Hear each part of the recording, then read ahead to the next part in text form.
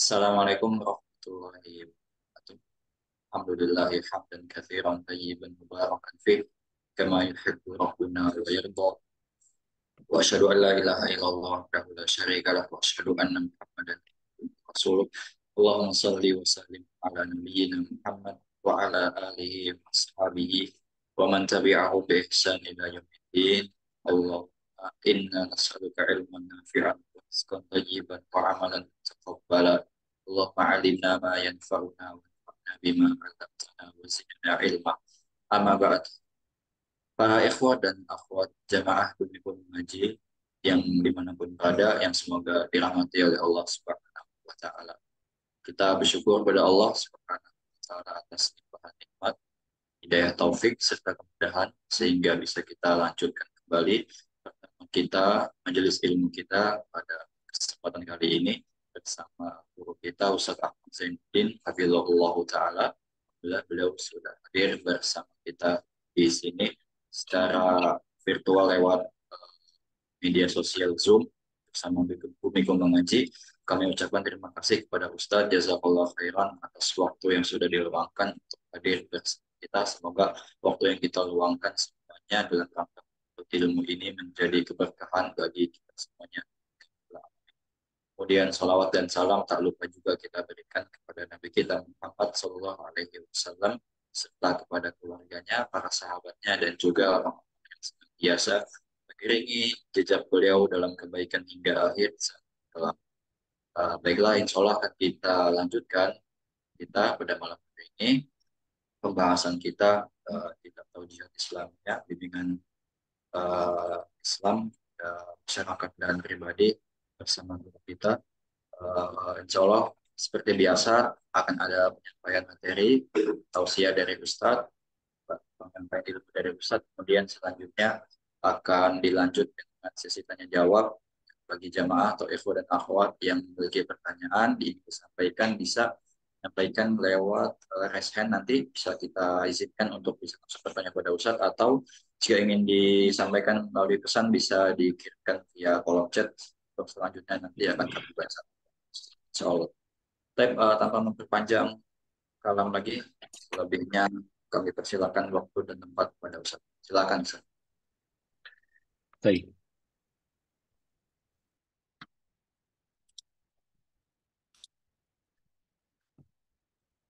Assalamualaikum warahmatullahi wabarakatuh. Bismillahirrahmanirrahim. Innal hamdalillah nahmaduhu wa nasta'inuhu wa nastaghfiruh wa na'udzu billahi min shururi anfusina wa sayyiati a'malina. Man yahdihillahu fala mudilla lahu wa man yudlil fala hadiya lahu. Wa ashhadu an la ilaha illallah wahdahu la syarika lahu wa ashhadu anna Muhammadan 'abduhu wa rasuluh. يا أيها الذين آمنوا اتقوا الله حق تقاته ولا تموتن إلا وأنتم مسلمون. يا أيها الناس اتقوا ربكم الذي خلقكم من نفس واحدة وخلق منها زوجها وبث منهما رجالا كثيرا ونساء واتقوا الله الذي تساءلون به والأرحام إن الله كان عليكم رقيبا.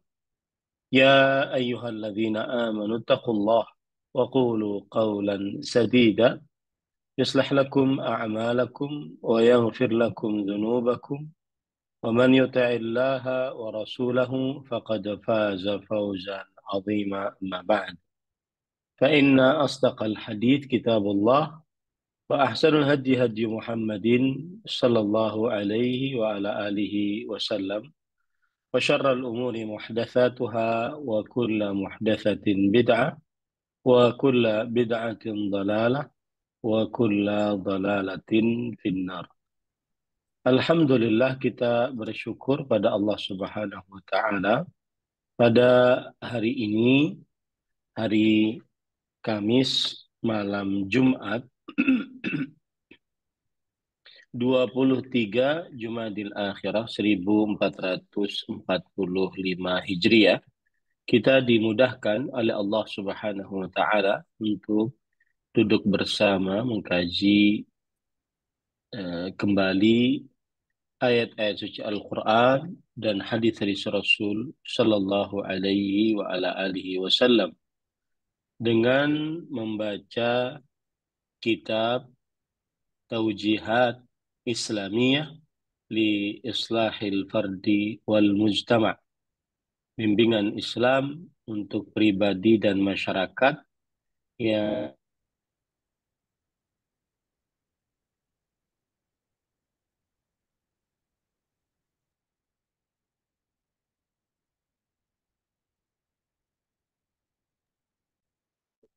Afwan Ustaz, mohon maaf, suaranya hilang di mana? Nggak terdengar.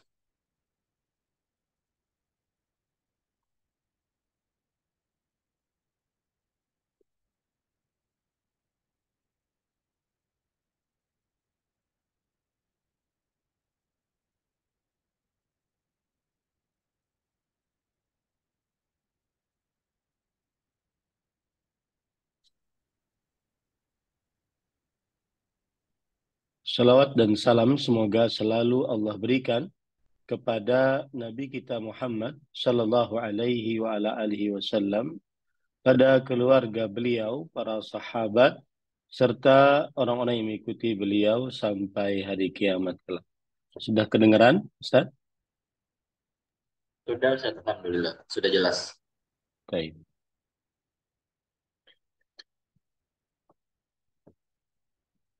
Ahibati fillah, afanillah wa iyyakum, kaum muslimin yang saya cintai karena Allah. Semoga Allah Subhanahu wa taala selalu memberikan afiat kepada kita di dunia dan di akhirat. Sebelumnya saya ingin minta informasi terlebih dahulu. Ini pembicaraan kita yang berkaitan dengan a'malul hajj, amalan-amalan haji. Dan ini adalah pertemuan yang ketiga di dalam amalan-amalan haji. Mohon maaf karena sudah lama terputus beberapa kajian, beberapa kali. Mungkin bisa diinformasikan kita sudah sampai poin yang keberapa, Ustaz? Dari nomor 1, penulis rahimahullahu ta'ala berkata, ilbas thiyabal ihram yawma thamin min dhil hijjah di Makkah. Pakailah pakaian ihram pada hari ke-8 dari bulan Dhul Hijjah di kota Mekah. Wa qul labbaik Allahumma hajjatan. Dan ucapkanlah labbaik Allahumma hajjatan. Wadhhab ila Mina wabit fiha. Dan pergilah ke Mina dan bermalamlah di dalamnya. Wasalli khamsa salawatin qasran. Dan salatlah 5 waktu secara qasar. Fa tusalli adh-dhuhra wal 'asra wal 'isya'a raka'ataini fi waqtiha. Yaitu engkau mengerjakan salat zuhur, asar, dan isya 2 rakaat di waktunya. Saya kira ini sudah selesai ya Ustaz ya, poin ini. Sudah Ustaz, kita yang lalu itu terakhir poin 3 Ustaz, tentang di Arafah Ustaz. Poin 3 udah selesai atau belum? Sudah Ustaz, Ustaz sudah Baik. jelas. Ya. Rukun Sekarang yang di kita Arafah masuk kepada poin keempat berarti ya. dari Baik. fase. Kemudian penulis mengatakan, saya lanjutkan nomor 2, idhab ila Arafah yaumat tasi' ba'la syuruk. Pergilah ke Arafah pada hari ke-9 dari bulan Dzulhijjah setelah terbit matahari. Wa shalli adh-dhuhra wal 'asra qasran.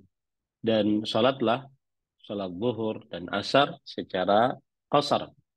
Jam'a taqdimin bi'adhanin wa iqamataini biduni sunnatin. Dengan cara menggabungkan dan dikerjakan di awal, yaitu di waktu zuhur. Eh, Dengan 1 kali azan dan 2 iqamah. tanpa ada mengerjakan ibadah sunnah dari sholat-sholat rawatib. Wa ta'akkad annaka fi Arafah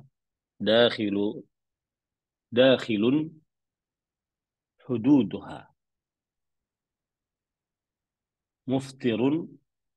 muftiran mulabbiyan da'iyan Allah wahdah. Dan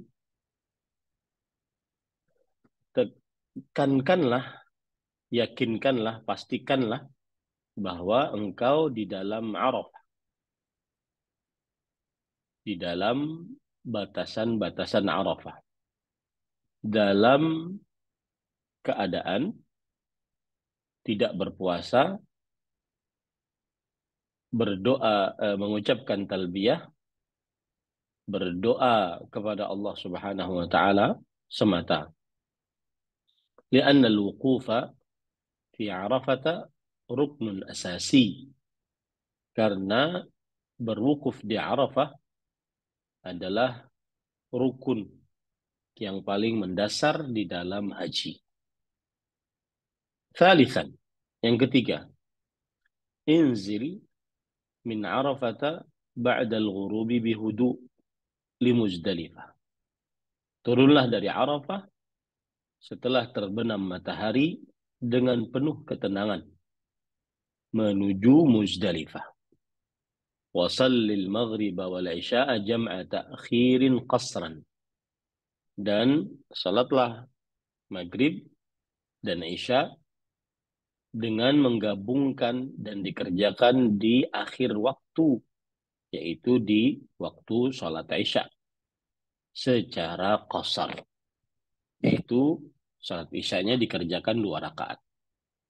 Wabit fiha li tusalli al-fajr wa tadhkurullaha 'inda al-mash'aril haram.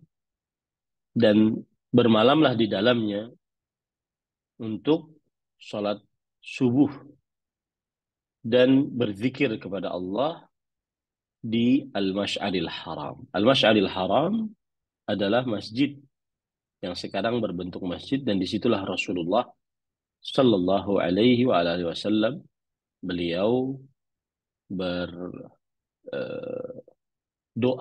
pada hari ke-10 dari bulan Dzulhijjah sebelum akhirnya pergi ke Mina.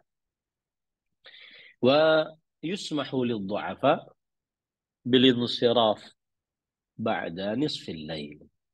Dan diperbolehkan bagi orang-orang lemah seperti wanita, anak kecil, orang tua, orang yang sakit, dan yang mempunyai uzur lainnya untuk keluar dari Muzdalifah setelah pertengahan malam. Nah, pada pertemuan sebelumnya kita sudah sampai di sini. Sebentar ya.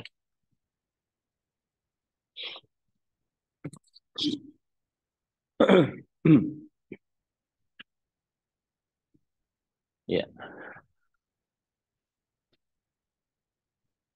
Kemudian kita masuk kepada nomor 4. Ukhruj min Muzdalifata qabla syuruqi ila Mina yaumal 'Id. Keluarlah dari Muzdalifah sebelum terbit matahari. Nah, ini bedanya antara keluar dari Mina menuju Arafah dengan keluar dari Muzdalifah menuju Mina. Keluar dari Mina menuju Arafah pada tanggal 8 Dzulhijjah itu setelah terbit matahari. Sedangkan keluar dari Muzdalifah menuju Mina pada tanggal 10 Dzulhijjah sebelum terbit matahari pada hari Id tanggal 10 Dzulhijjah. Warmil jamratul kubra, dan lemparlah jumrah al-kubra. Jumrah al-kubra adalah lubang jumrah yang paling jauh dari Mina dan paling dekat ke Mekah. bisab'i hasayatin saghiratin mukabbiran ba'da syuruk walau ila al-lail aliman biwuku'iha fil marma, dengan 7 butir hasa. Hasa adalah batu yang bisa dipegang dengan 2 jari. Ya, hasa adalah batu yang bisa dipegang dengan 2 jari. Nah, ini para ikhwan yang dirahmati oleh Allah Subhanahu wa taala. Dan saya akan sebutkan bagaimana hasanya tersebut yang bisa kita lihat batu-batuannya, ya. Sebentar.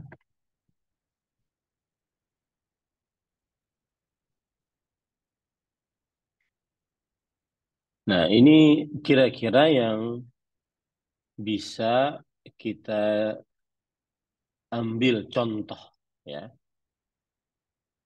untuk melempar dari batu tersebut. Ini saya ambilkan contoh gambarnya sehingga bisa dilihat, ya, oleh Bapak Ibu sekalian. Nah, perhatikan di sini ada batunya. Nah, ini dia. Terlihat atau tidak? Terlihat, Ustaz?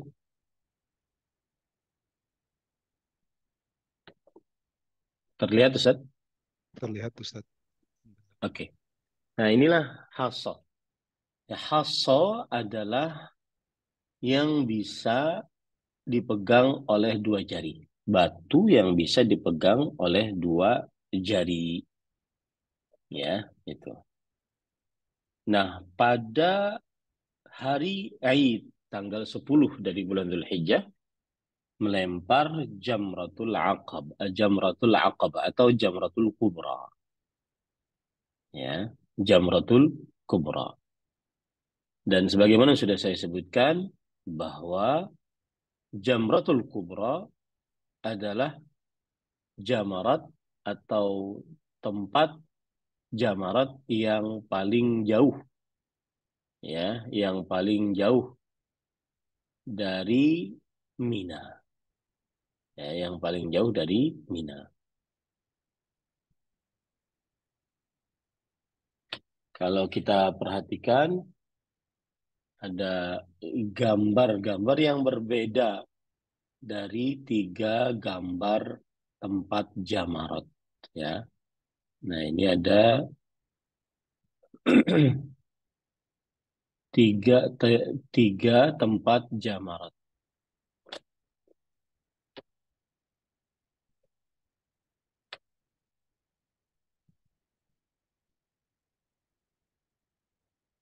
Baik.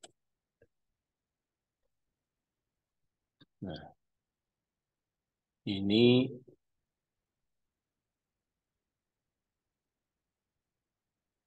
kita bisa lihat gambarnya juga sehingga kita bisa benar-benar mengambil pelajaran, ya. Dan di zaman yang canggih seperti ini, kita harus benar-benar menggunakan pengetahuan kita terhadap teknologi sehingga bisa menjadi pembelajaran yang lebih kepada kita. Ini contohnya, nah, begitu ya. Ini jamratul ula, kemudian ini jamratul wusta, dan ini jamratul aqabah.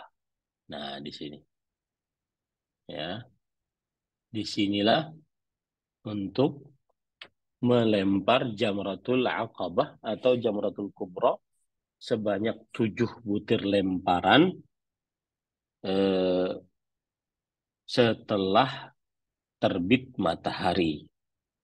Setelah terbit matahari pada tanggal 10 Zulhijjah.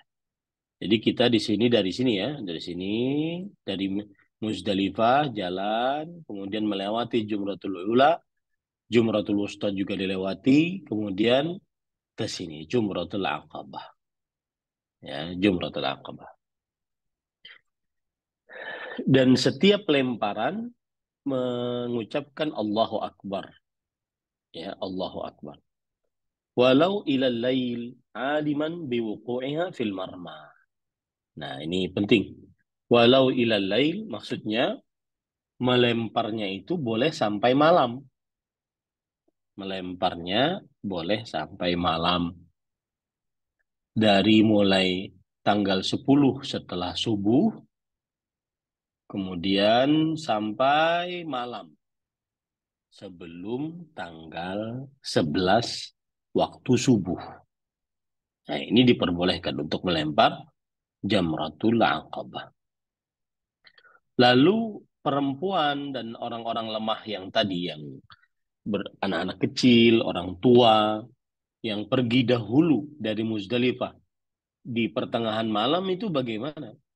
Maka jawabannya adalah mereka antara dua pendapat. Menunggu sampai terbit fajar baru boleh melempar, atau mereka sesampainya di Mina langsung boleh melempar. Dan wallahu alam, dalam kondisi yang seperti ini, pendapat yang dikuatkan adalah diperbolehkan bagi yang lemah-lemah tadi, wanita, anak kecil, orang tua, orang sakit, yang keluar dari Muzdalifah setelah pertengahan malam. Setelah pertengahan malam. Dan sampai di Mina mungkin sebelum subuh. Maka dia atau mereka boleh melempar Jamratul Aqabah. Ya. Aliman biwuqu'iha fil marma. Yang artinya mengetahui masuknya batu tadi di lubang. Nah, ini harus yakin bahwa batunya masuk ke dalam lubang tadi. Ya, harus yakin itu. Tidak boleh tidak yakin. Harus yakin bahwa batunya masuk ke dalam lubang. Fa'idha lam taqa' fa'idha. Kalau seandainya belum masuk, maka ulangi, tidak mengapa. Ya, kalau seandainya belum masuk, maka ulangi, tidak mengapa.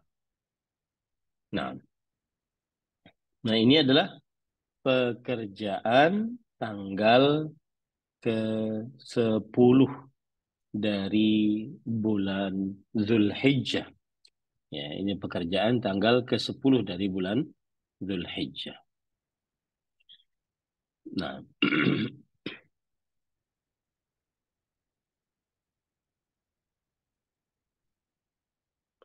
baik. Para ikhwan yang dirahmati oleh Allah Subhanahu wa taala,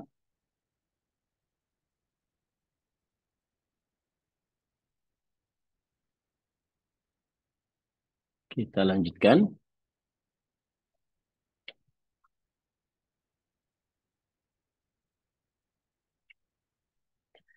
Poin yang kelima, idbah dzabihatan waslahha bimina au Makkah ayyam al-Aid.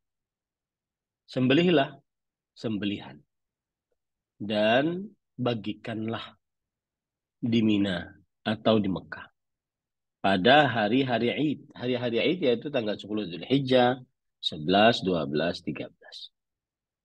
Waqul wa at'imul fuqara. Makanlah dan berilah makanan kepada orang-orang miskin. Fa'in lam tamlik thamanaha fasum thalathata ayyam fil haji wa sab'atin idza raja'ta ila ahlik.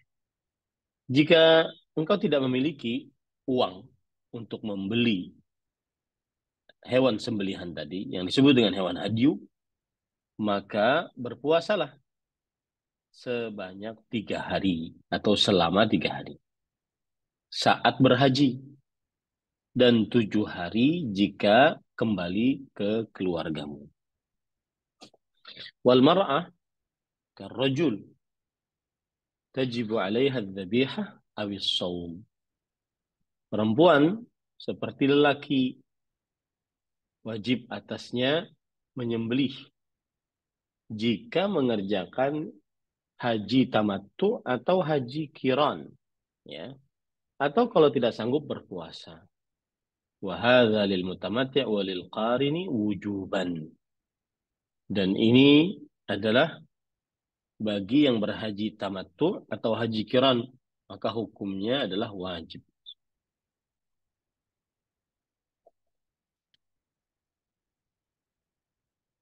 Nah,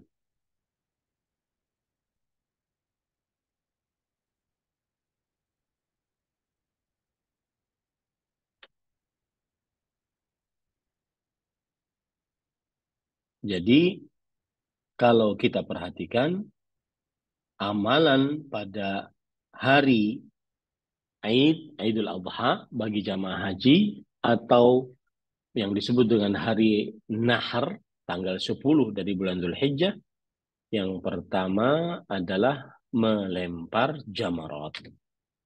Dan jamarat yang dilempar adalah Jamratul Aqabah.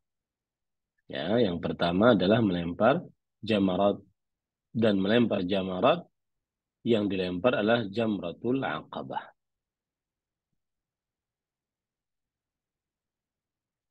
Kemudian sedikit tentang melempar jamarat, para ikhwan yang dirahmati oleh Allah Subhanahu wa taala. Hukum melempar jamarat yaitu hukumnya adalah wajib bagi siapa yang meninggalkannya, maka tidak sah hajinya kalau ditinggalkan dengan sengaja. Kalau ditinggalkan karena ada uzur, maka dia wajib untuk menyembelih hewan sebagai fidyah, pengganti atas jamarat tadi. Ini para ikhwan yang dirahmati oleh Allah Subhanahu wa taala.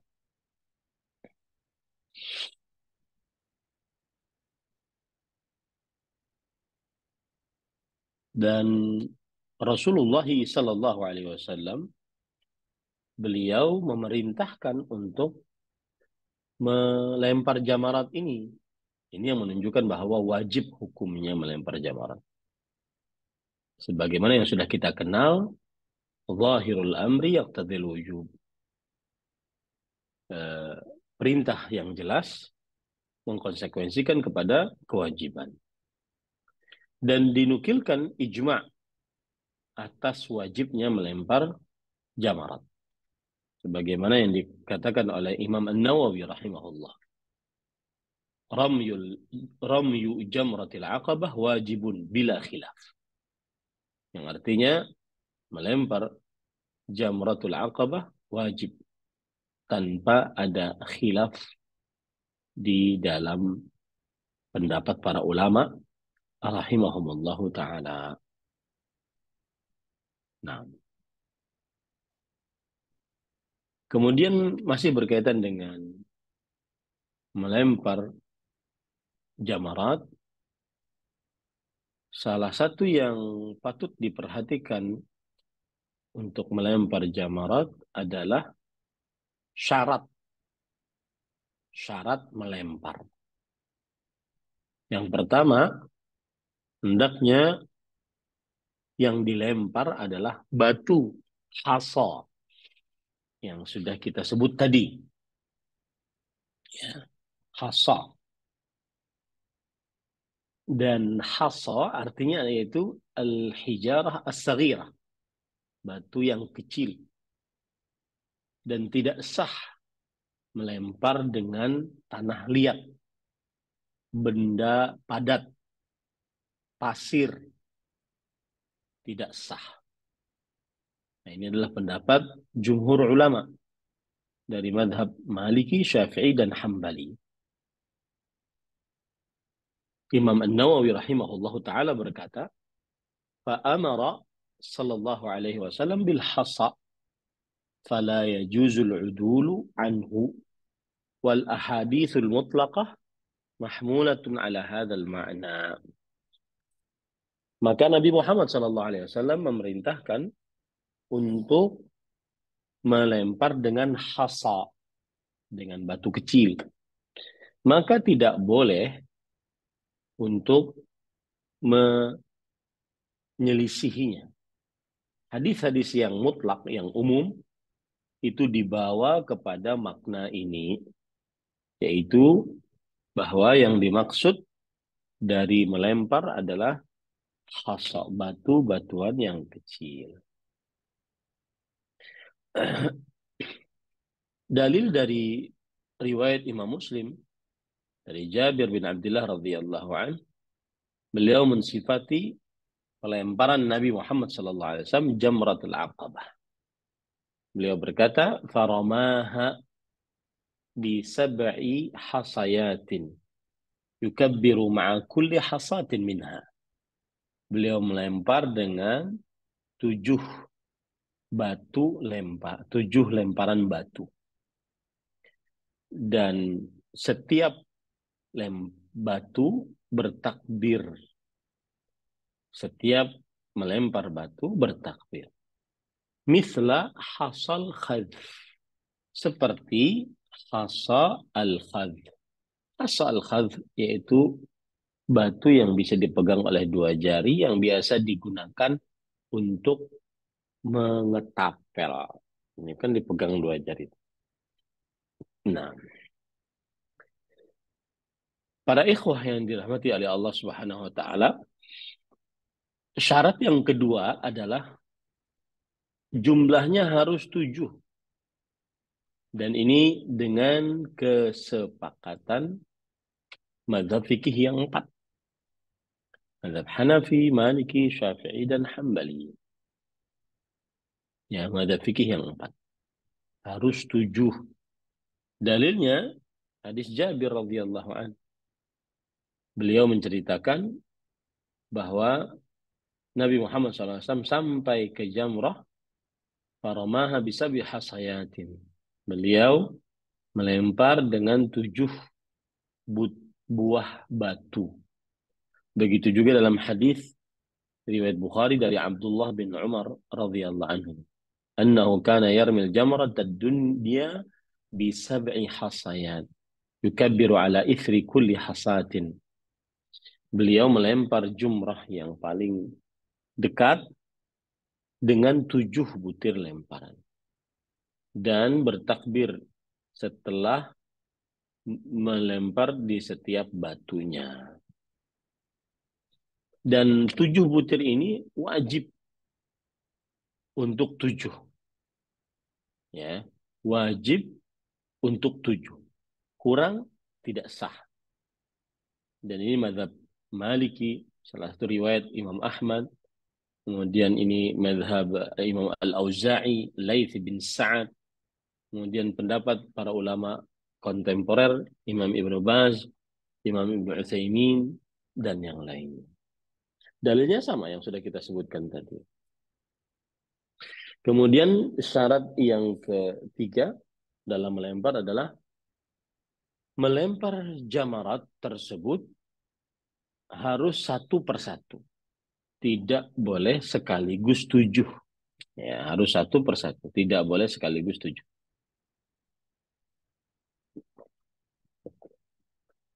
Kalau seandainya melempar 2 batu secara sekaligus atau 7 batu secara bersamaan, maka itu dianggap 1 lemparan. Dan harus baginya untuk melempar 6 selainnya. Dan ini dengan kesepakatan mazhab fikih yang 4. Mazhab Hanafi, Maliki, Syafi'i, dan Hambali. Kenapa? Karena yang terdapat nas di dalamnya adalah Rasul Shallallahu Alaihi Wasallam melempar satu-satu. Maka kita harus mencontoh Rasul Shallallahu Alaihi Wasallam sebagaimana disebutkan dalam hadis-hadis yang sahih. Syarat yang keempat yaitu harus masuk batu ke dalam lubang.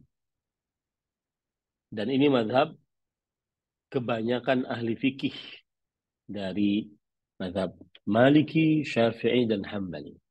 Bahkan dinukilkan ijma' atasnya.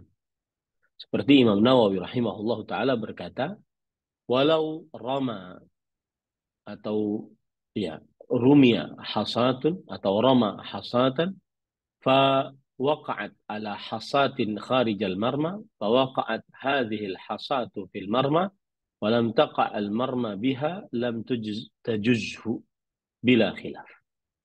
Jika ia melempar satu batu lalu masuk ke dalam lubang dan melempar yang lain tidak masuk ke dalam lubang, maka ini tidak sah, ya.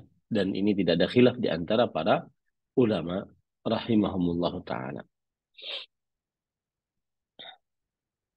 Nah, kemudian para ikhwan yang dirahmati oleh Allah Subhanahu wa taala, syarat yang selanjutnya adalah batu tersebut harus dilempar, bukan diletakkan. Beda melempar dengan letakkan. Meletakkan begini ya, dilempar harus dilempar.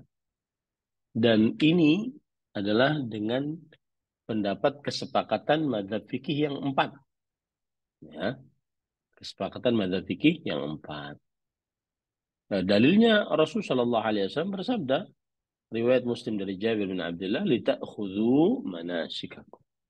Hendaknya kalian mengambil dari manasik-manasik kalian, dariku. Ya. Kalau seandainya ada orang meletakkan dan tidak melempar, maka dianggap tidak melempar, tidak sah lemparan. Kemudian pada ikhwan dirahmati oleh Allah Subhanahu wa taala, syarat selanjutnya adalah hendaknya melempar pada waktu yang ditentukan untuk melempar. Pada waktu yang ditentukan untuk melempar. Seperti yang sudah kita sebutkan, bahwa waktu melempar pada tanggal 10 Dzulhijjah, yaitu dari mulai setelah sholat subuh sampai malam sebelum sholat subuh tanggal 11. Dan juga diperbolehkan bagi yang lemah untuk melempar sebelum sholat subuh tanggal 10 sampai sebelum sholat subuh tanggal 11. Nah, ini waktu melemparnya harus juga diperhatikan. Nah, kemudian para ikhwan yang dirahmati oleh Allah Subhanahu wa taala,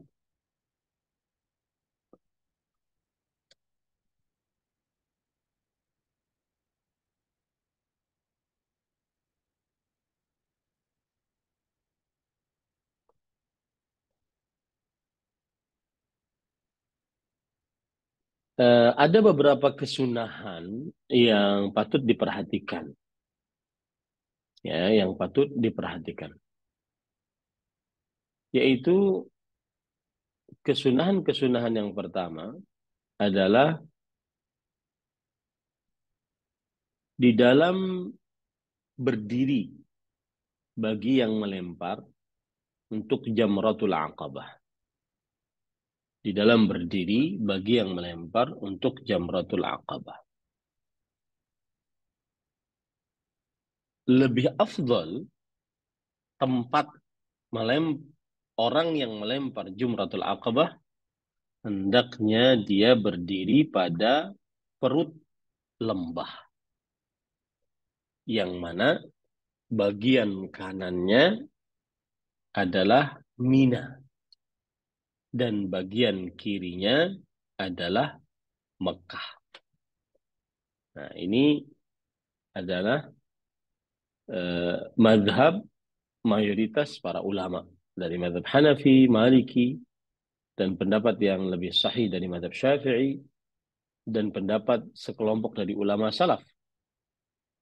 Di antaranya Abdullah bin Mas'ud, Jabir bin Abdullah, Al-Qasim bin Muhammad, Salim bin Abdullah bin Umar, Atha bin Abi Rabah, Nafi' bin Al-Harith, Sufyan Al-Thawri, Imam Malik, Imam Ahmad rahimahullah. Kalau melempar jamratul aqabah, hendaknya bagian kanannya menghadap Mina atau arah Mina. Bagian kirinya arah Mekah. Nah, mungkin kita bisa ambil gambar.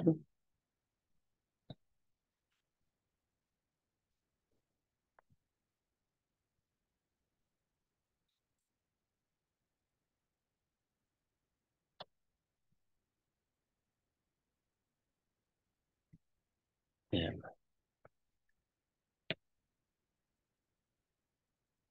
Nah, ini para ikhwah bisa diperhatikan gambarnya yang saya akan lihatkan.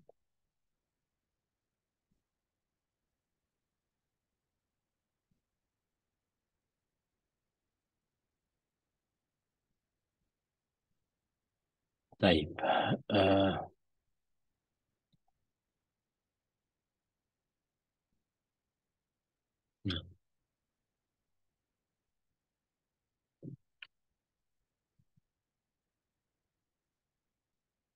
Nah, ini adalah gambar yang bisa dilihat, ya.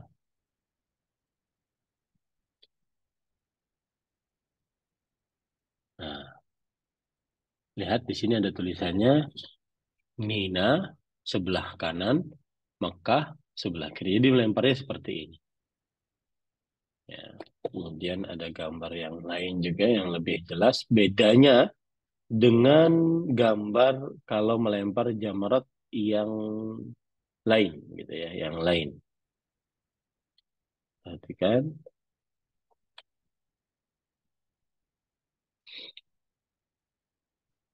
Nah, ini. Sebentar.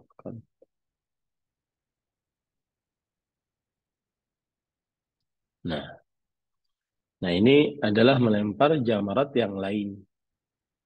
Seperti ini. Ya. Jadi kalau melempar jamarat, as-sughra berarti Mina di belakangnya. Ini ada gambar di sini Mina, ya. Kemudian di sini Mekah. Mina di belakang.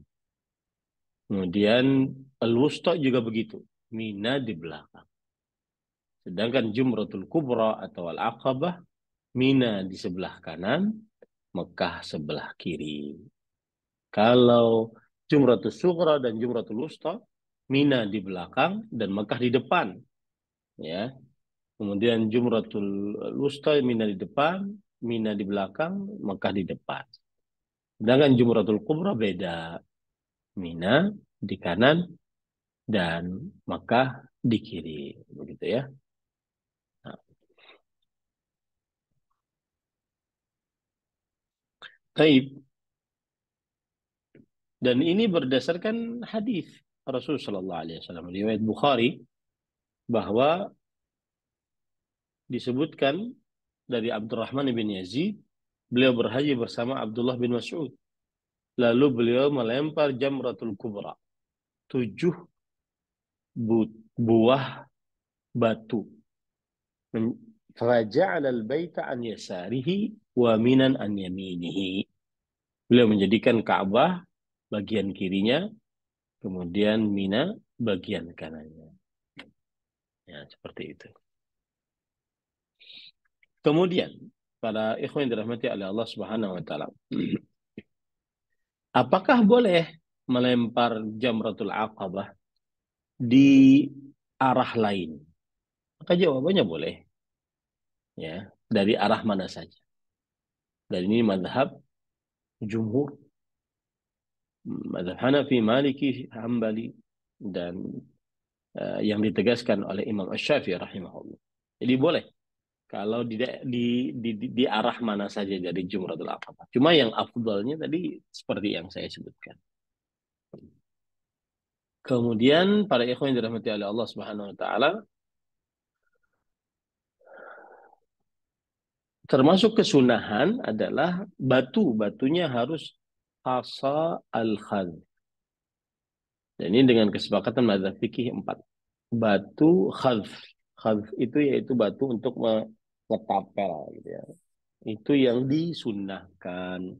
Tidak boleh batu yang terlalu kecil atau terlalu besar atau bukan tidak boleh tetapi tidak afdal gitu ya.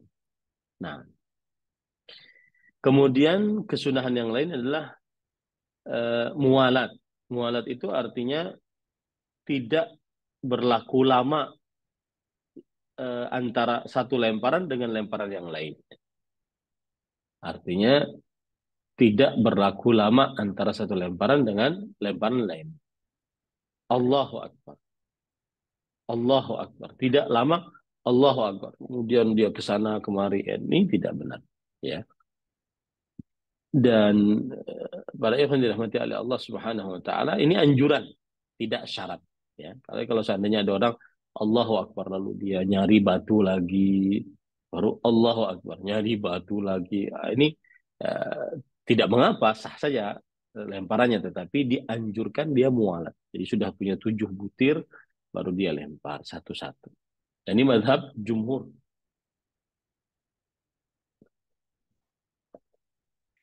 Baik. Kemudian pada ikhwan yang dirahmati oleh Allah Subhanahu wa taala, kesunahan juga hendaknya batu yang dilemparkan bukan dari batu yang sudah dilemparkan atasnya. Ya, bukan batu yang sudah dilemparkan.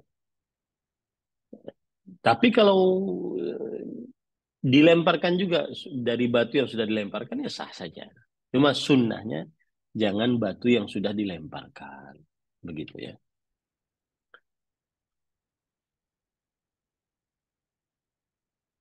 Nah,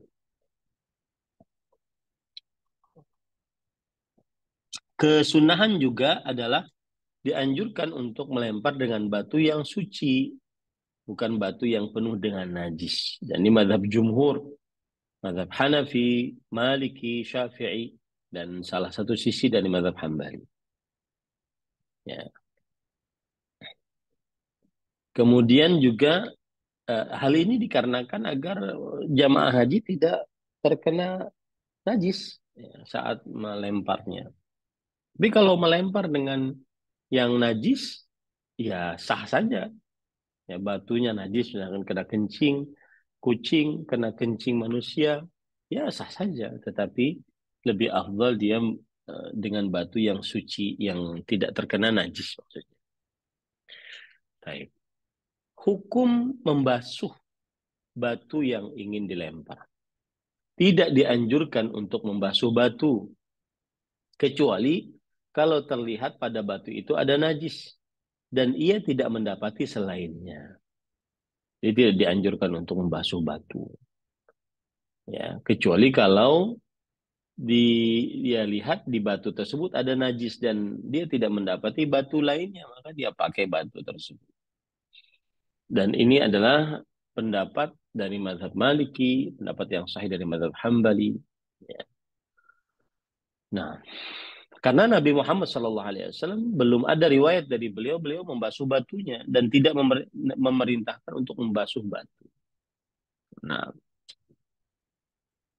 kemudian kesunahan yang selanjutnya adalah bertakbir di setiap lemparan. Ini hukumnya sunnah dengan kesepakatan mazhab fikih yang 4. Tidak wajib hukumnya, ya. Sunnah. Mazhab Hanafi, Maliki, Syafi'i, dan Hambali. Karena itu yang dilakukan oleh Rasulullah SAW. Tetapi kalau ada orang melempar tanpa takbir, sah saja lemparannya. Karena hukum takbir hanya sunnah. Wallahu a'lam. Kemudian hukum, nah kalau ada yang bertanya, apa hukum meninggalkan takbir saat melempar?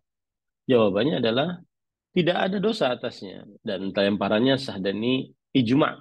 yang dinukilkan oleh para ulama, di antaranya Imam Al-Qadhi Iyad rahimahullah, beliau berkata, wa ajma'u anna man lam yukabbir la syai'a alaih. Dan para ulama bersepakat bahwa siapa yang tidak mengucapkan takbir saat melempar, maka tidak ada atasnya apa-apa. Yang disebutkan oleh Imam Al-Qadhi Iyad dalam kitab Ikmalul Mu'lim. Begitu juga dalam kitab Fathul Bari yang disebutkan oleh Al-Hafidz Ibnu Hajar Al-Asqalani rahimahullah taala. Nah, nah. Pada ikhwan yang dirahmati oleh Allah Subhanahu wa taala, kemudian mewakilkan di dalam melempar. Hukum mewakilkan dalam melempar bagi orang yang mempunyai uzur, ya, bagi orang yang mempunyai uzur. Siapa yang tidak sanggup untuk melempar disebabkan karena ada uzur, sakit yang susah diharapkan kesembuhannya, sebelum hilang waktu melempar, maka wajib atasnya untuk minta diwakilkan seseorang yang melemparkan atasnya. Ini mazhab jumhur, mazhab Hanafi, Syafi'i, dan Hambali. Allah berfirman dalam surat Taghabun ayat 16, fattaqullaha mastata'tum. Nah, kemudian para ikhwan yang dirahmati oleh Allah Subhanahu wa taala, apakah disyaratkan bagi yang mewakilkan untuk atau mewakili untuk melempar jamarat atas orang lain, dia sudah melempar dulu atas dirinya sendiri? Maka jawabannya, disyaratkan bagi yang mewakilkan atas orang lain untuk dia melempar jamarat atas dirinya, kemudian baru dia melempar atas wakilnya, atas seseorang yang dia wakili, gitu ya. Dan ini mazhab Syafi'i dan Hambali. Dan ini adalah fatwa dari Al-Lajnah Daimah, panitia tetap untuk fatwa dan riset ilmiah Kerajaan Arab Saudi. Kenapa? Karena al-asal adamu tadakhulil a'mal al-badaniyah. Asal hukumnya tidak boleh saling masuk amalan-amalan anggota tubuh satu dengan yang lainnya.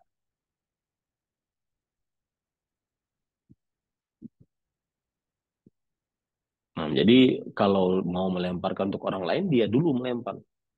Nah, nanti baru dia untuk orang lain setelahnya. Kemudian boleh melemparkan atas anak kecil, atas bayi misalkan yang ikut haji. Kalau seandainya si bayinya tidak sanggup untuk melempar atas dirinya sendiri, maka ini diperbolehkan. Ya, maka ini diperbolehkan. Dan ini berdasarkan ijma'. Di antara yang menukil ijma' Imam Nawawi rahimahullah. Wa ajma'u 'ala rami 'anil sabi alladhi la yaqdiru 'ala rami li sigharihi. Para ulama bersepakat diperbolehkannya melempar atas anak kecil yang tidak sanggup untuk melempar karena saking kecilnya. Nah, ini para ikhwah. Nah, kemudian tadi disebutkan tentang menyembelih hewan hadyu. Ya. Jadi nomor 5 tadi, menyembelih hewan hadyu. Para ikhwan yang dirahmati oleh Allah Subhanahu wa taala, berkaitan dengan permasalahan menyembelih hewan hadyu, jadi bagi jamaah haji yang berhaji secara tamattu atau secara qiran, maka wajib baginya untuk menyembelih hewan. Namanya hewan hadyu. Baik itu berupa onta, sapi, atau kambing, atau domba. Dan ini adalah dinukilkan ijma' atasnya. Bahwasanya jenis hewan hadyu ada 4 tadi. Onta, sapi, kambing, atau domba. Kemudian para ikhwah, hadyu itu batasannya berapa?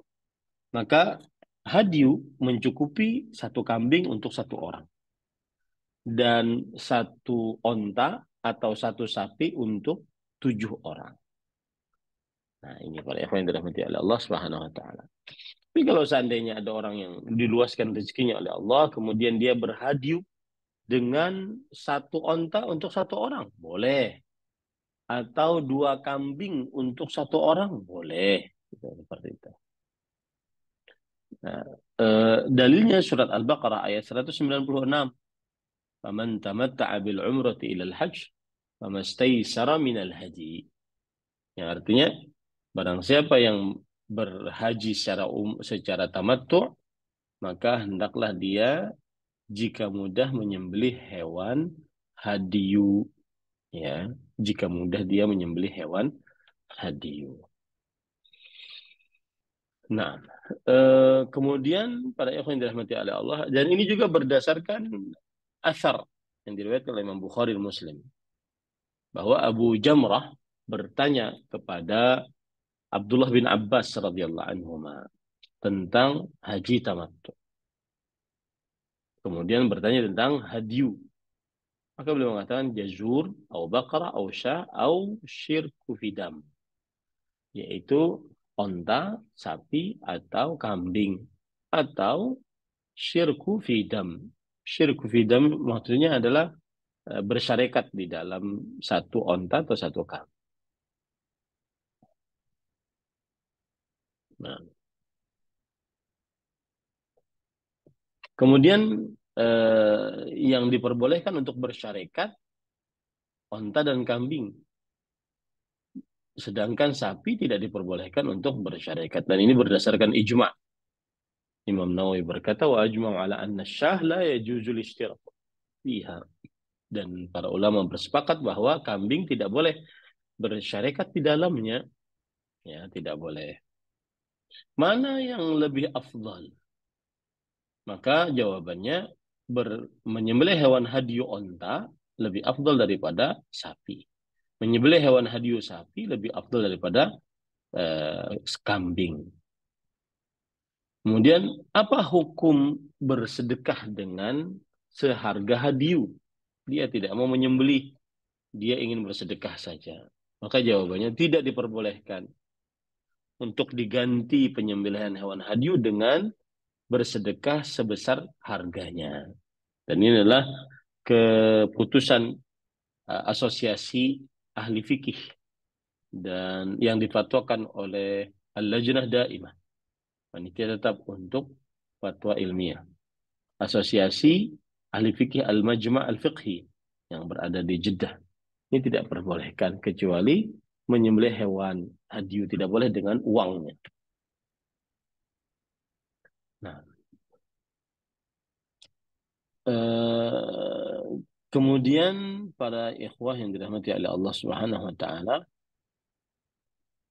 kapan terakhir waktu menyembelih hewan hadyu? Maka para ulama berbeda pendapat bahwa waktu menyembelih itu boleh sampai 2 hari setelah hari nahar. Ini tanggal 10, 11, 12. Berarti 3 hari. Dan ini pendapat jumhur. Hanafi, Maliki, Hambali, dan sebagian ulama salaf. Ya. Pendapat yang kedua, waktu menyembelih habis dengan terbenamnya matahari pada hari ketiga dari hari tasyrik. Jadi tanggal 10, 11, 12, 13. Itu waktu paling terakhir menyembelih hewan hadyu sebelum masuk waktu maghrib hari ke-13. Jadi khilaf di antara para ulama dalam hal tersebut. Kemudian untuk menyembelih hewan hadyu, di manakah tempatnya? Para ikhwan yang dirahmati oleh Allah, wajib menyembelih hewan hadyu di tanah suci dan tidak khusus di Mina. Meskipun yang lebih afdal di Mina. Tapi wajib menyembelih hewan hadyu di tanah suci. Dan ini adalah mazhab jumhur ulama. Mayoritas para ulama. Dari mazhab Hanafi, Syafi'i, dan Hambali. Allah berfirman dalam surah Al-Baqarah ayat 196. Ya. Wala tahliqu ru'usakum hatta yablughal hadyu mahillah. Dan janganlah kalian mencukur rambut kalian sampai hewan hadyu sampai pada tempatnya. Dan tempat hadyu adalah tanah suci. Ya, tempat hadyu adalah tanah suci. Sebagaimana surat Al-Hajj ayat 33. Thumma mahilluha ilal baitil atiq. Kemudian tempatnya adalah di Baitul Atiq. Nah, ini menunjukkan bahwa hadyu di tanah suci. Di dalam kota Makkah. Allah juga berfirman dalam surat Al-Maidah ayat 95. Hadiyan balighal Ka'bah. Yang artinya hewan hadyu disembelih ketika sampai ke Ka'bah. Nah.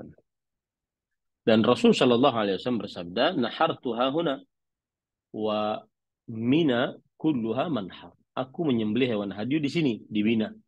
Dan Mina seluruhnya adalah tempat penyembelihan.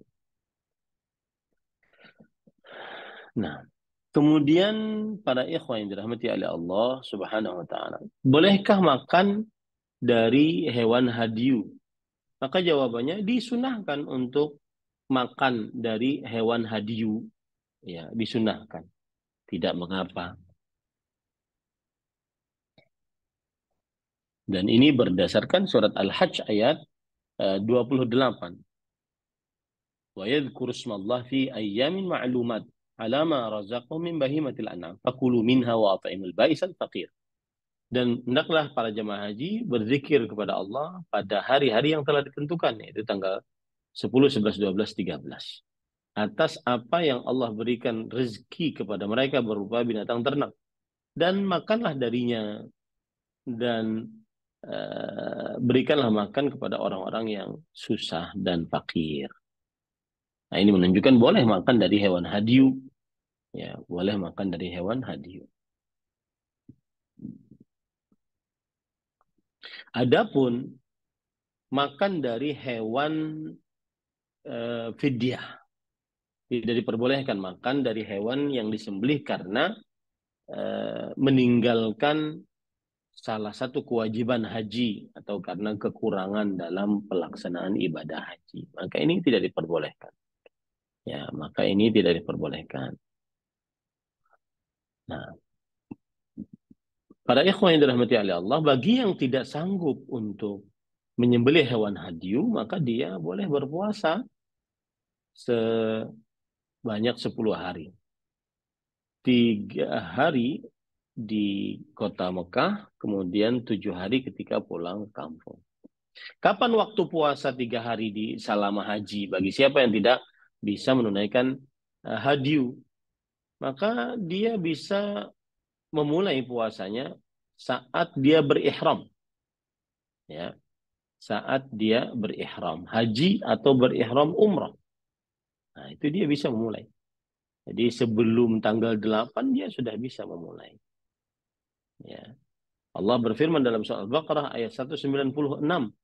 Fasiyamu thalathati ayyamin fil hajj. Dan berpuasa 3 hari selama haji. Nah, dan waktu haji itu adalah dari mulai bulan Syawal, Dzulqa'dah, dan 10 hari pertama dari bulan Dzulhijjah. Nah,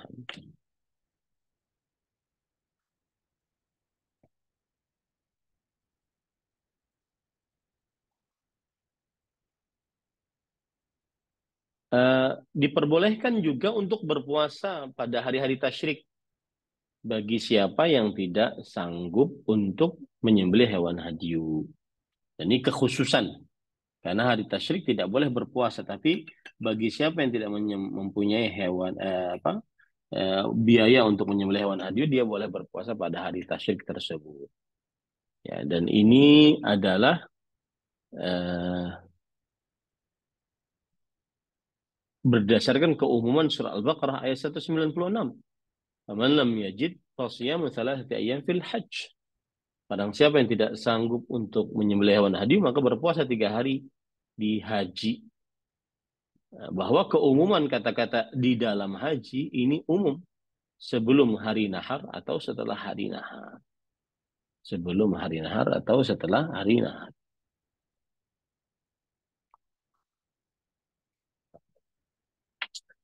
Nah, Aisyah radhiyallahu anha dan Abdullah bin Umar radhiyallahu anhuma berkata, "Lam yurakhas fi ayyami tasyrik an yasumna illa liman lam yajid al-hadi."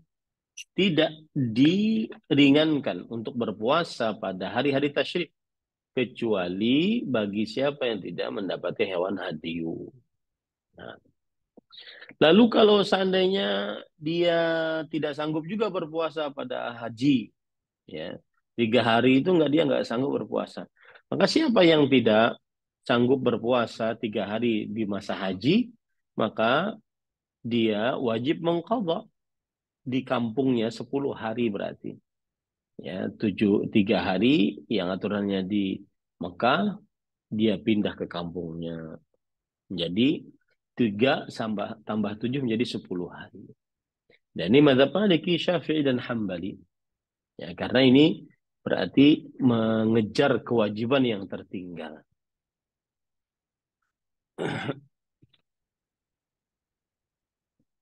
Nah,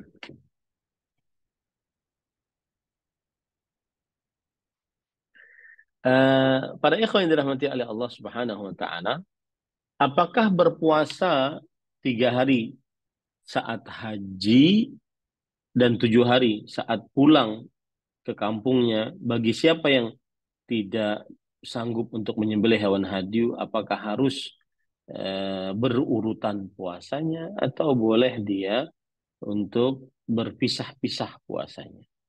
Misalkan Senin, Kamis sampai 10 hari kan dia dapat.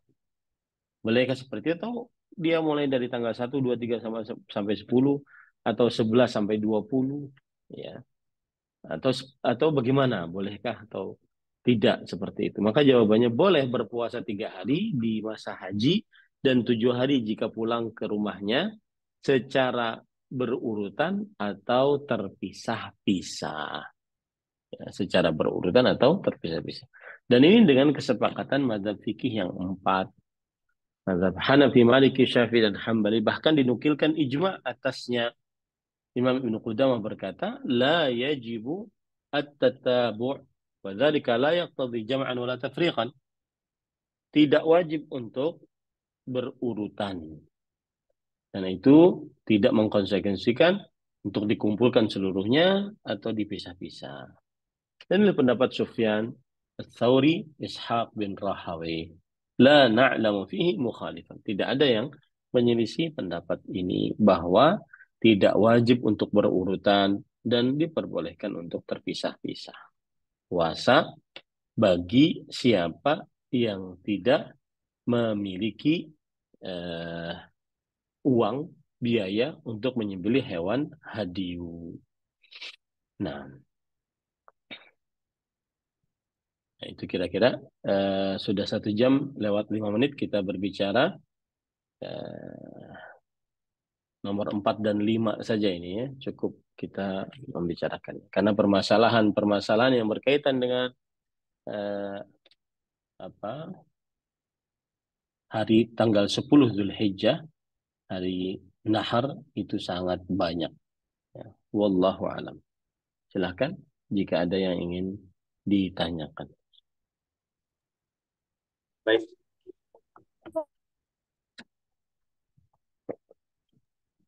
Baik. Alhamdulillah telah kita simak penyampaian ilmu dari Ustadz. Alhamdulillah semoga bisa kita pahami dengan baik, bisa menjadi bekal untuk kita nanti beribadah haji ke depannya insya Allah. Selanjutnya kita akan masuk ke sesi tanya jawab. Kita berikan kesempatan kepada ikhwah dan akhwat yang ingin bertanya langsung kepada Ustadz bisa menggunakan fitur raise hand atau menekan tombol raise hand-nya. Silakan. Jika belum ada, maka akan kita bacakan terlebih dahulu pertanyaan yang masuk via kolom chat. Baik, sini Ustaz ada pertanyaan, namun mohon maaf sebelumnya Ustaz, ini di luar tema. Pertanyaan dari hamba Allah, ada beberapa poin pertanyaan yang ingin disampaikan di sini. Akan bacakan satu persatu Ustaz. Penanya berkata, Assalamualaikum warahmatullahi wabarakatuh, Pak Ustaz. Assalamualaikum. Semoga Allah selalu menjaga dan rahmati Pak Ustaz dan keluarga serta kaum muslimin dimanapun. Amin. Puan Pak Ustaz ingin bertanya tentang beberapa hal karena urgent, sesuatu yang baru saja terjadi di keluargaan. Yang pertama, Ustaz, apakah hutang riba itu harus dibayar bunganya, Ustaz? Atau yang wajib hanya pokok hutangnya saja? Ustaz. Bismillah, alhamdulillah, wassalatu wassalamu ala rasulillah wa ala alihi wa sahbihi wa wala amma ba'd. Jazakumullahu khairan. Atas pertanyaannya, dan jawabannya adalah asal hukumnya seorang yang berhutang, maka dia bayar hutang pokoknya saja. Sedangkan hutang tambahan dari hutang pokoknya itu adalah riba dan dia tidak boleh berlaku riba. Dia tidak boleh berlaku riba. Tetapi jika dia tidak bayar tambahan dari hutang pokoknya, maka mungkin bisa membahayakan dirinya. Jika bisa membahayakan dirinya, maka dia bayar. Tapi jika dia tidak membahayakan dirinya, maka pada saat itu seseorang mengusahakan untuk membayar pokoknya saja. Karena itu yang wajib bagi dia. Sedangkan yang lainnya tidak diwajibkan. Wallahu a'lam. Nah, Pertanyaan selanjutnya, Ustaz, yang kedua, apakah jika suami bernazar dengan mengatakan, saya akan menceraikan kamu jika kamu melakukan hutang riba lagi? Apakah nazar ini harus dijalankan atau malah sebaiknya ditinggalkan? coba ulangi pertanyaannya. Pertanyaannya, apakah jika suami bernazar dengan mengatakan, saya akan menceraikan kamu jika kamu melakukan hutang riba lagi? Apakah nazar ini harus dijalankan atau sebaiknya ditinggalkan? Bismillah, walhamdulillah. Nazar itu apabila seseorang berkata saya bernazar, baru terjadi nazar. Ya, saya bernazar, baru terjadi nazar. Kalau seandainya hanya sekedar niat, maka ini tidak dikatakan nazar. Atau sumpah hampir sama dengan nazar. Saya bersumpah kalau kamu istriku berhutang riba, maka saya akan ceraikan kamu. Maka apabila bernazar demikian, kita lihat ini. Ada hadis Rasul sallallahu alaihi wasallam yang berbunyi, "Man nadhara an yuti' Allah falyuti'hu, wa man nadhara an ya'siyahu fala ya'sihi." Barang siapa yang bernazar ingin mentaati Allah, maka lakukanlah ketaatan. Dan barang siapa yang bernazar ingin bermaksiat kepada Allah, maka janganlah dia kerjakan maksiat. Nah, ini menunjukkan bahwa apabila seseorang bernazar untuk melakukan maksiat, maka dia tidak mengerjakannya. Dan mencerai bukan maksiat. Apalagi tadi ada sebabnya. Mencerai adalah sebuah yang disyariatkan. Maka tidak mengapa dia lakukan nazar tersebut. Dan dia lakukan nazar tersebut. Karena itu adalah kewajiban dia. Karena dia sudah bernazar. Ya, yang tidak boleh dia lakukan adalah kalau dia bermaksiat. Sedangkan mencerai. Apalagi tadi ada sebabnya. Dan sebabnya syar'i. Ya, maka pada saat itu dia lakukan nazarnya. Dan saya nasihatkan pada ikhwan, apabila suami menghadapi istri yang bengal, istri susah dinasihati, maka jangan diambil solusi dengan cerai, apalagi sampai bernazar. Tetapi nasihat, kalau memang sudah tidak sanggup untuk mengurus istrinya, kembalikan ke orang tuanya, dia ceraikan. daripada dia sulit seperti ini. Sedikit-sedikit dia bernazar, kemudian setelah bernazar bingung dia lakukan atau tidak. Ternyata istrinya berhutang riba lagi, dan seterusnya. Jadi lebih baik dia nasihati istrinya, nasihati terus sambil mendoakan. Wallahu a'lam.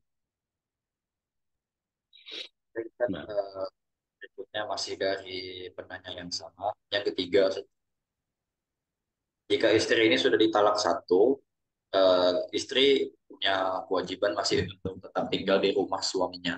Dalam masa iddah ini, apakah suami masih boleh makan bersama istrinya?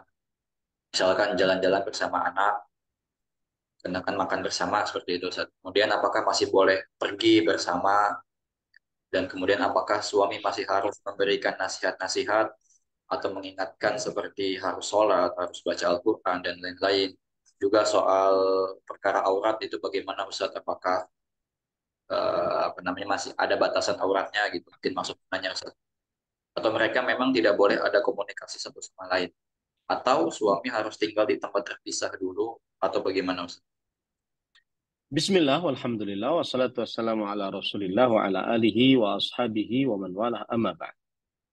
Seorang suami yang mencerai istrinya dengan perceraian yang di atas sunnah. Bagaimana perceraian di atas sunnah? Dia mencerai istrinya setelah istrinya suci dari haid dan tidak dia gauli.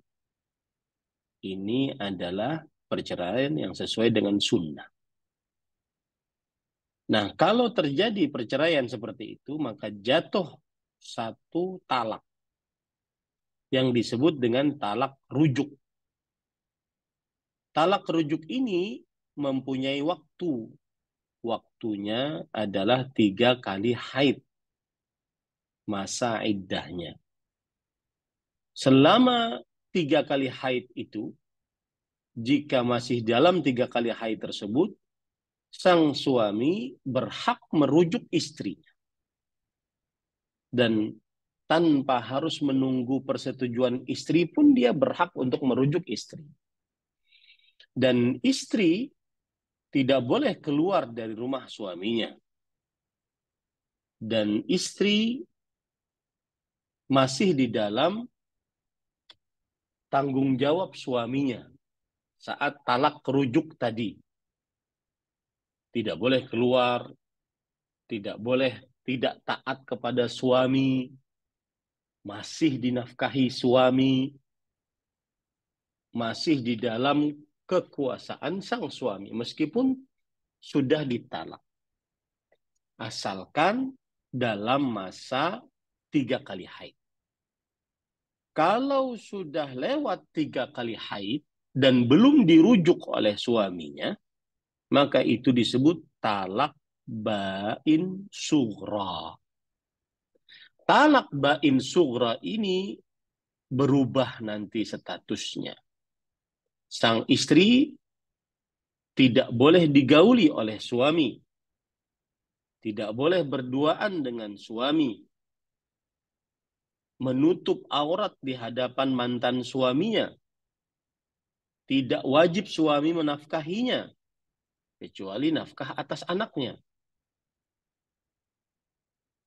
Kecuali sang suami ingin merujuknya. Dan cara merujuknya adalah dengan pernikahan atau pengulangan pernikahan. Itu yang disebut dengan talak bain sughra. Kalau seandainya talak bain sughra ini dirujuk oleh suami, dalam artian sang suami merujuknya setelah 3 kali haid, menikah ulang dengan mengumpulkan kewajiban dan rukun pernikahan, maka berarti mereka menjadi suami istri kembali. Tetapi sang suami hanya memiliki 2 kali sisa kartu untuk menceraikan istrinya. 2 kali sisa kartu untuk menceraikan istrinya.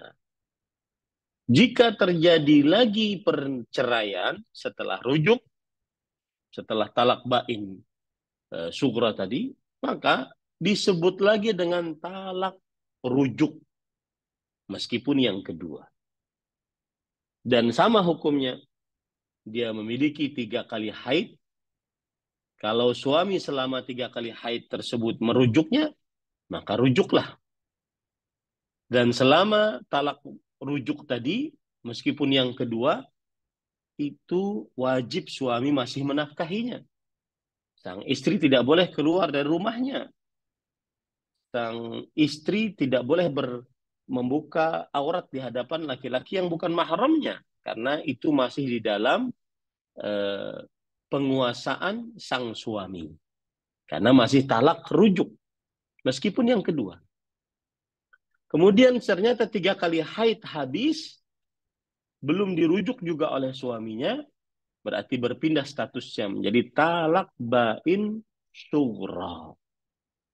Kalau talak bain sughra berarti sang suami dengan mantan istrinya sudah orang lain. Tidak ada lagi hubungan suami istri. Tidak wajib dinafkahi, tidak boleh digauli, tidak boleh berduaan, tidak boleh buka aurat, layaknya perempuan yang bukan mahramnya. Nah, kecuali kalau seandainya suami ingin merujuknya. Dan merujuknya setelah talak bain sughra itu wajib dengan menikah ulang secara mengumpulkan rukun dan kewajibannya. Baik. Kemudian ternyata terjadi pernikahan ulang. Nah, berarti sang suami memiliki 1 kartu lagi untuk mencerai. Kalau terjadi perceraian yang ketiga, maka ini disebut dengan talak bain kubro. Tidak ada masa rujuk, ya, tidak boleh dirujuk. Tidak ada masa iddah untuk merujuknya. Sang mantan suami dengan mantan istri benar-benar terpisah. Talak bain kubro. Benar-benar terpisah dan si istri tidak berhak mendapatkan atau tidak ada nafkah dari suami, kecuali suami wajib menafkahi anaknya jika ada anak. Kemudian istri benar-benar wanita seperti wanita orang lain bagi si mantan suaminya. Dan kalau sudah talak bain kubra, tidak bisa dirujuk sampai sang mantan istri menikah dengan lelaki dan bergaul dengan lelaki lain yang merupakan suami keduanya tadi. Dan kemudian kalau pisah lagi, baru boleh kembali kepada mantan suaminya yang pertama. Nah, itu secara ringkas, singkat, dan padat hukum talak. Wallahu a'lam. Ustaz, jazakallah khair, Ustaz. Jawabannya satu lagi, Ustaz, dari pertanyaan yang sama. Yang terakhir, apakah ibu dari suami harus diberitahu tentang status talak satu ini? Apakah ibu dari suami? Maka jawabannya diberitahu bisa, tidak diberitahu bisa. Yang jelas hukum berlaku antara suami dan istri. Ya, hukum berlaku antara suami istri. Tidak ada kewajiban untuk memberitahu. Yang penting berlaku antara suami dan istri. Dilihat tadi hukum berlakunya. Apakah statusnya talak rujuk atau talak bain sughra atau talak bain kubra. Adapun mertua suami, yaitu mertua dari suami, maksudnya orang tua suami, bisa diberitahu, bisa tidak diberitahu sesuai dengan kemaslahatan yang ada. Wallahu a'lam. Jazakallah khairan wa barakallahu fiik. Terima kasih atas jawaban, Ustaz. Kita lanjutkan ke pertanyaan berikutnya. Sudah ada yang angkat di sini, Umu Amar. Silakan Umu Amar. Saya bertanya langsung pada Ustaz. Iya, jazakumullahu khairan, host. Jazakumullahu khairan Ustadz atas materinya hari ini. Ada beberapa pertanyaan Ustadz tentang pembahasan masalah haji. Yang pertama adalah, Assalamualaikum warahmatullahi wabarakatuh. Ustadz mohon pencerahannya tentang istilah tahallul. Apakah ini hanya mencukur rambut atau istilah ini juga proses hajinya Ustadz? Mohon pencerahannya. Kemudian Ustadz, ketika zaman dulu ada di antara keluarga saya yang punya hutang haji yang jadi 10 hari, tetapi belum dibayar sampai sekarang dan itu sudah bertahun-tahun yang lalu. Bagaimana cara membayarnya? Apakah sama dan apakah boleh dibayar fidyahnya? Karena orang tersebut sekarang sudah tua, Ustadz. Mohon nasihatnya, jazakumullahu khairan. Bismillah, alhamdulillah, wassalatu wassalamu ala rasulillah wa ala alihi wa sahbihi wa man wala amma ba'd. Tahallul adalah rukun haji ditandai dengan mencukur rambut atau menggundur rambut bagi laki-laki dan memendekkan ujung-ujung rambut bagi perempuan. Entah itu disebut dengan prosesnya atau namanya, yang jelas dia rukun haji dengan eh, dengan eh, perlakuan menggundur rambut atau memendekkan rambut atau memotong rambutnya. Nah, kemudian yang kedua, selama masih ada hutang, maka dainullah ahaqqu an yuqdha. Hutang terhadap Allah wajib untuk ditunaikan, meskipun sudah lama belum dibayar. Wallahu a'lam. Ya Ustadz, ini ada satu lagi penanya Ustadz. Nah, Assalamualaikum warahmatullahi wabarakatuh. salam. Ustadz, ketika kita berihram, pakai pakaian ihram, apakah kita boleh bawa tas Ustadz? Boleh, Tas boleh, apapun di sini ya Ustadz ya. boleh. Ya. Nah, Kemudian Ustadz yang kedua, bila ada pasangan suami istri sudah berpisah, bercerai, talak 3, kemudian karena darurat, si suami tidak punya tempat tinggal, akhirnya tinggal masih satu rumah. Tetapi tidak boleh, rumahnya ini tidak boleh. nasihatnya kalau tidak boleh seperti apa Ustadz? Ya harus keluar, Ibu. Tidak boleh. Kalau sudah talak 3 itu berarti talak bain kubro. Itu perempuan lain. Tidak boleh. Talak bain kubro. Tidak ada kata darurat di dalam hal seperti itu. Tinggal di mana dia bisa, tinggal di kebun, tinggal di lapangan. Saya pernah ke Australia, tinggal di mobil. Ada orang tinggal di mobil. Tinggal di mobil. Iya Ustadz, Nah, jazakumullahu khairan atas nasihatnya Ustadz. barakallahu fiik.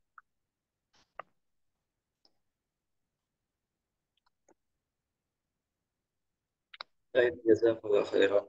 Barakallahu fiik. Terima kasih atas jawabannya. Lanjutkan pertanyaan selanjutnya via kolom chat dari hamba Allah Ustaz. Penanya berkata, Bismillah, semoga Ustaz, keluarga dan para tim selalu dalam Allah Azza wa Jalla. Bertanya, apakah ada doa khusus setiap melempar jumroh dan apakah boleh minum saat tawaf? Jazakumullah khairan. Bismillah, walhamdulillah, wassalatu wassalamu ala rasulillah wa ala alihi wa sahbihi wa wala amma ba'd. Nanti ada pembicaraan tentang melempar jamarat selain Jumratul Aqabah, yaitu pada tanggal 11, 12, atau 13. Ada doa-doa yang dibaca saat Jumratul Ula, Jumratul Wusta, dan kemudian tidak ada berdoa pada Jumratul Aqabah. Insya Allah kita akan bahas lebih dalam lagi nanti. Kemudian, bolehkah minum saat tawaf? Maka jawabannya boleh. Rasulullah SAW bersabda, "At-tawafu salatun illa annakum tatakallamuna fi fala tatakallam illa bi khair." Tawaf itu bagaikan salat, cuma kalian boleh berbicara di dalamnya. Maka janganlah kalian berbicara kecuali dengan kebaikan. Maka wallahu alam boleh tawaf sambil sambil minum ya. Karena satu dan lain hal. Mungkin ada keperluan dia ya untuk minum saat tawaf, maka tidak mengapa. Nah, wallahu a'lam. Saya jazakallahu khairan atas jawabannya. Ustaz, lanjutkan pertanyaan berikutnya. Ada dari Bapak Dokter Ahmad Dainurik SPPD. Ada 3 poin pertanyaan Ustaz, di sini. Kami coba bacakan satu persatu. Izin bertanya Ustaz, karena sesuatu hal mungkin disebabkan sakit atau mendapat amanah sebagai petugas haji, apakah melempar jumroh dapat dirapel dalam 1 hari yang semestinya melempar dalam 3 atau 4 hari? Kalau boleh, bagaimana caranya? Syukron. Bismillah, walhamdulillah, wassalatu wassalamu ala rasulillah wa ala alihi wa man walah amma ba'd. Jawabannya adalah tidak diperbolehkan untuk mengumpulkan pelemparan jumratu al-aqabah, ya. Tidak diperbolehkan untuk melempar atau mengumpulkan pelemparan jamarat apa, ya.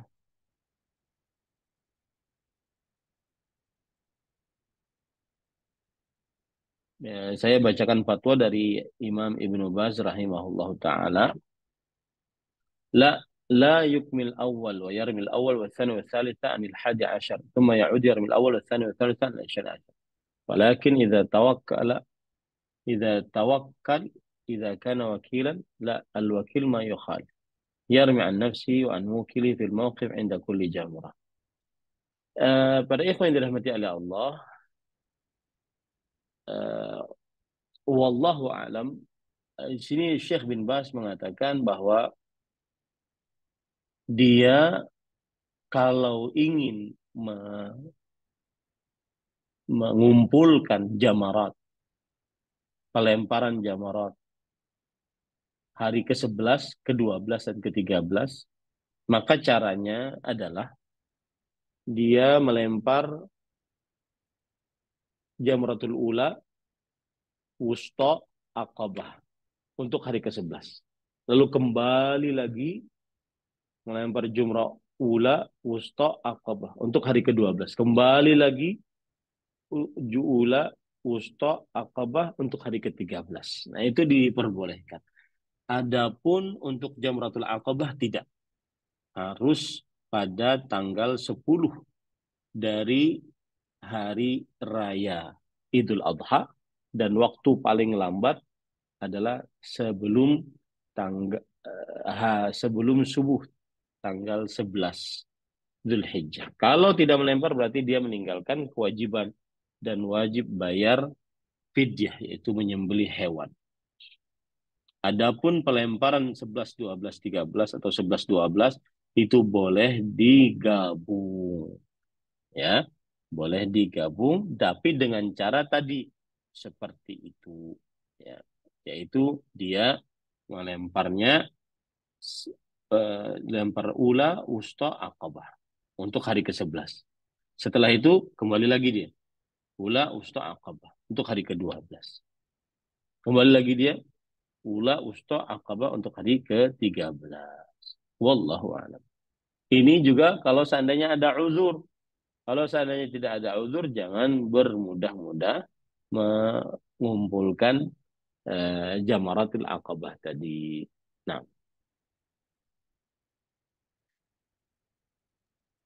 Baik, Ustaz, jazakallahu khairan atas jawabannya. Dari pertanyaan.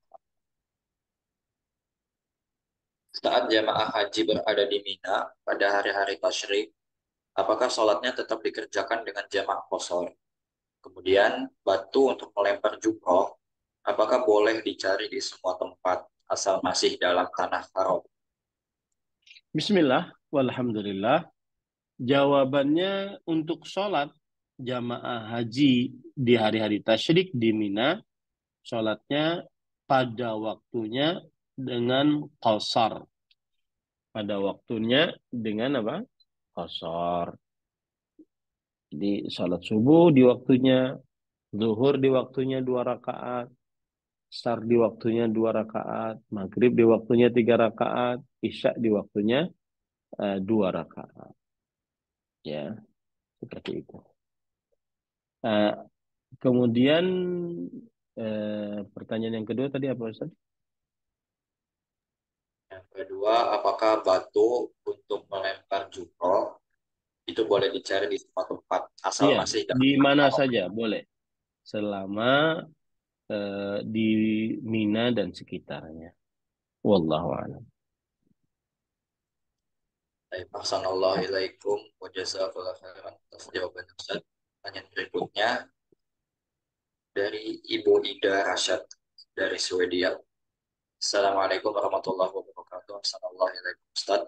Kalau kita ibadah umroh di bulan Ramadan agar kuat untuk ibadah umroh, tawaf dan lain-lainnya, apakah ada uzur syar'i untuk tidak berpuasa karena safar?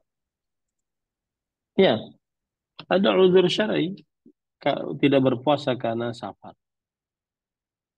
Nah, kalau seandainya dia eh, berumroh, kemudian dia tidak berpuasa karena dia safar, boleh, tidak mengapa. Dan itu di dalam bulan Ramadan, tidak mengapa.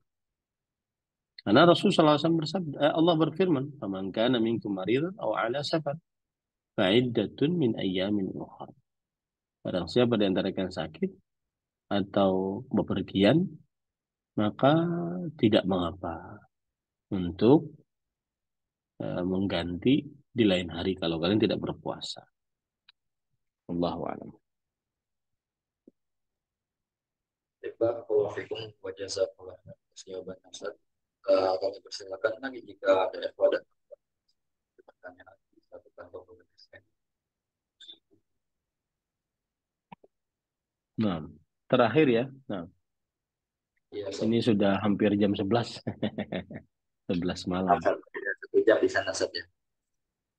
Nah, Diana sudah tidak ada pertanyaan via chat, Ustaz. Sudah Anda bacakan semua dan sepertinya sudah tidak ada yang tanya secara interaktif. Jadi mungkin Anda izin penutupan, Ustaz.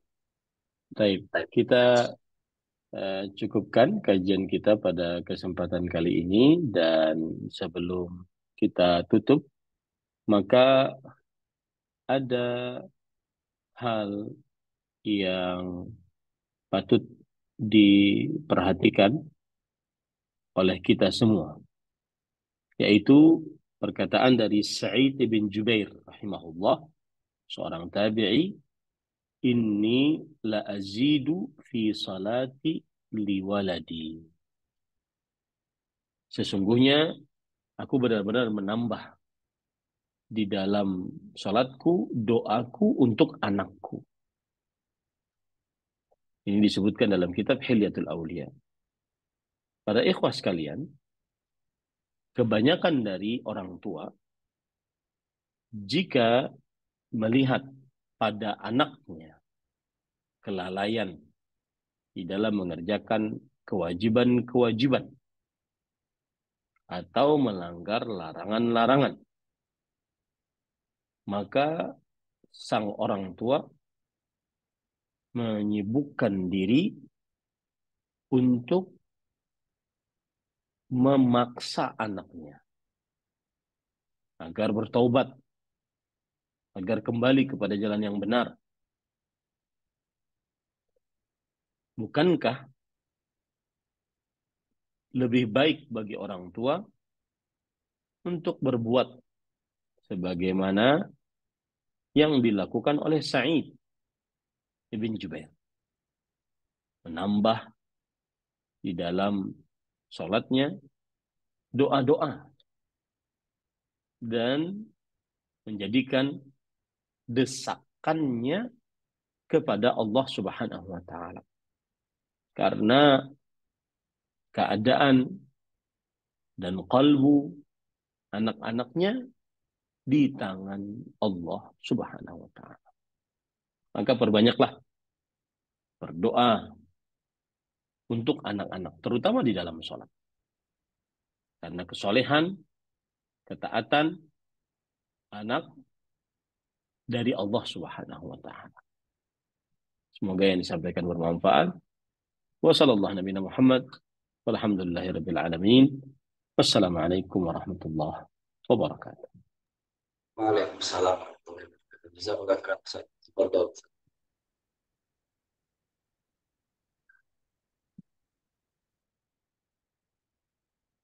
Baik, barakallahu fikum, jamaah semuanya, ikhwan dan akhwat, telah ikut berpartisipasi bersama kami untuk mengaji dalam kajian pada kesempatan kali ini. Semoga ilmu yang telah kita dapatkan bisa bermanfaat untuk kita semuanya, bisa menjadi bekal untuk ibadah haji kita kelak di hari yang akan datang. Semoga rekan kita semuanya untuk bisa memenuhi panggilan Allah untuk melaksanakan ibadah haji. Amin ya rabbal alamin.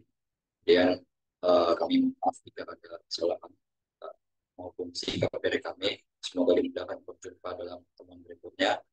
Wa sallallahu ala nabiyina Muhammadin alhamdulillah alamin. Subhanallah wa bihamdihi asyhadu an la ilaha illa anta astaghfiruka wa atubu ilaik. Assalamualaikum